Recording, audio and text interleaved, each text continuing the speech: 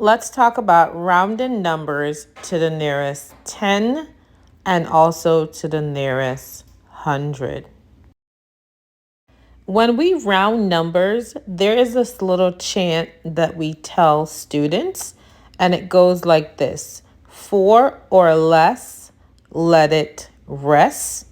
5 or more, let it soar. And these are the numbers that would rest and the numbers that would soar. As you can see, those even numbers rest and those odd numbers soar. So let's round some numbers to the nearest 10 and also to the nearest 100. So if we're taking a look at the number 16, the first thing we're going to do is look at the rule. And the rule is we are rounding to the nearest 10. So I like to put a dot underneath the rule or even circle it. And you're going to look to the number next door or the number to the right. And you're going to sing the chant: 4 or less, let it rest. 5 or more, let it soar. And as you can see, number 16 would soar because it's 5 or more.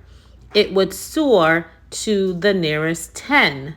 And as you see, I'm writing numbers to the nearest 10, which are 10, 20, 30, 40, 50, 60, all the way to the nearest 100. Now let's round this number 156 to the nearest 100. The same process. You put a dot underneath the rule so that you know that you are rounding to the nearest 100. Then you're going to look to the right and you're going to sing your chant: 4 or less, let it rest. 5 or more, let it soar. And as you can see, to the right of the number in the hundreds place is 5 or more, so we're going to let it soar. And everything behind it becomes a 0. It jumps up to the next 10, and everything behind it becomes 0, as you can see. 156 rounds to 200. The same thing goes for 276. That number rounds to 300.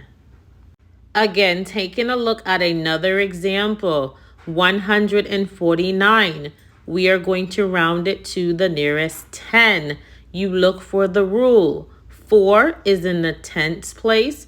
You put a dot there. Then you look to the right, say your chant, and round accordingly.